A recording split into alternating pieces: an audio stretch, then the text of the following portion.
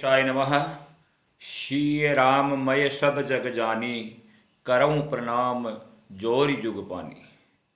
सभी संसार में जो चर अचर या जो प्राणी मात्र दिखाई दे रहे हैं, उन सबको भगवान का स्वरूप मानकर प्रणाम करता हूँ और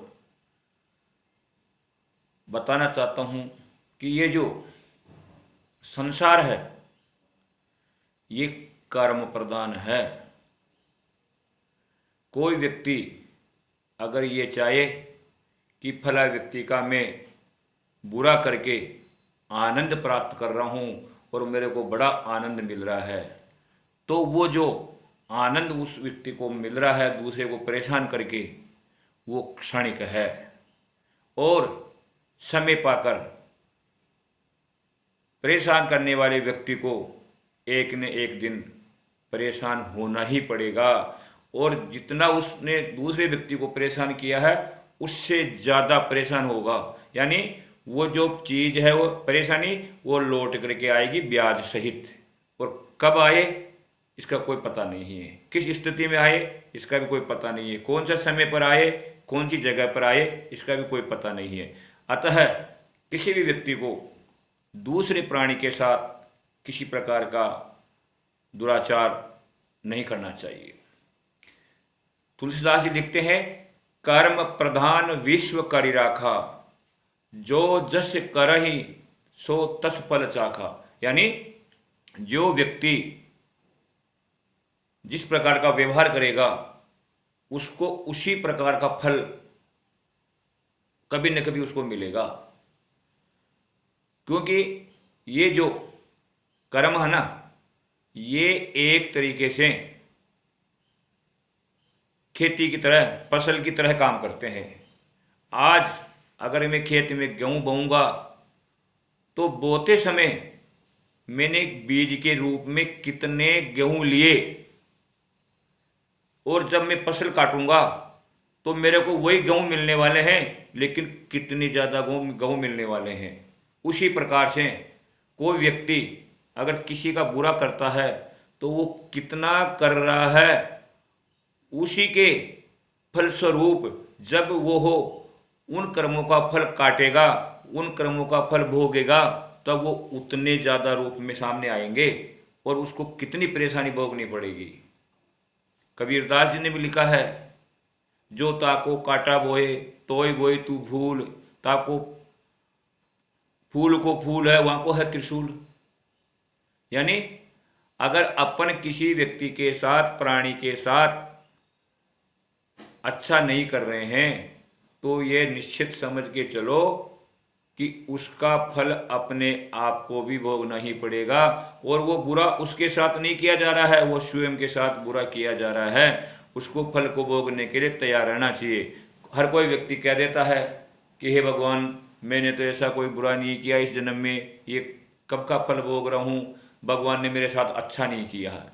भगवान किसी के साथ अच्छा और बुरा नहीं करते हैं, वह तो जो आप करते हो उसी का फल आपको देते हैं।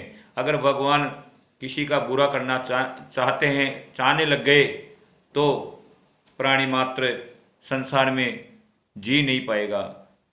तो सबसे पहले मैं आप लोगों से यही कहूँगा कि जाने अनजाने में भी किसी प्राणी मात्र का बुरा नहीं करना चाहिए, क्योंकि उसका फल अपन को ही, करने वाले को ही भोगना पड़ता है और उस कर्म से वो बच नहीं सकता है।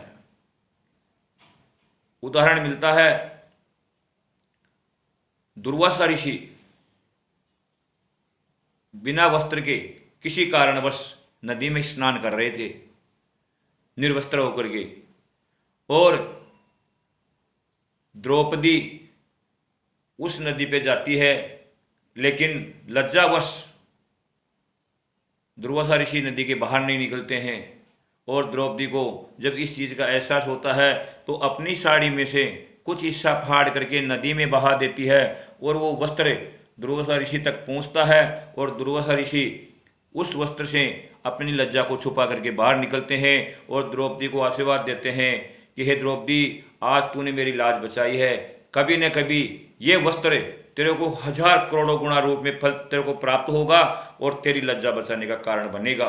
और वही वस्त्र जब दुशासन के द्वारा द्रौपदी का चीरहरण कर रहे थे, तो भगवान कृष्ण जो लाज बचाने के लिए जो चीर बढ़ा रहे थे, ये वो दुर्वासा ऋषि का आशीर्वाद द्रौपदी के यह काम कर रहा था।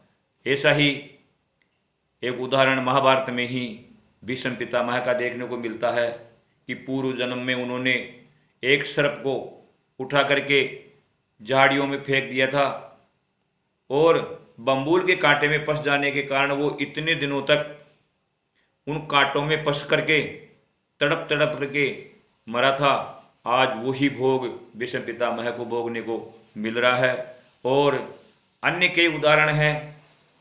भगवान श्री कृष्ण जो बाली को राम अवतार के अंदर छुप करके मारा था, तरु ओट देखी रघुराई, पेड़ के पीछे छुप करके बाली को मारे थे, वही बाली आज जरा नाम का व्याध बन करके भगवान कृष्ण के पैर में तीर मारता है और क्षमा याचना करता है। लेकिन भगवान श्री कृष्ण कहते हैं कि इसमें तेरा कोई दोष नहीं है, ये मेरा ही रामावतार के समय में किया हुआ उस अपराध का दंड है। तो इस प्रकार से यानी कि भगवान को भी कर्म नहीं छोड़ते हैं, तो सामान्य मनुष्य की तो बात ही क्या है। अतः सभी लोगों से मेरा यही निवेदन है कि सब मिलकर के ऐसा काम करना चाहिए जिससे किसी को परेशानी नहीं हो, किसी को दुख ना मिले, कष्ट ना मिले, और हमेशा जन कल्याण की भावना रखते हुए ही जीवन जीना चाहिए। जय राधे, जय श्री कृष्णा।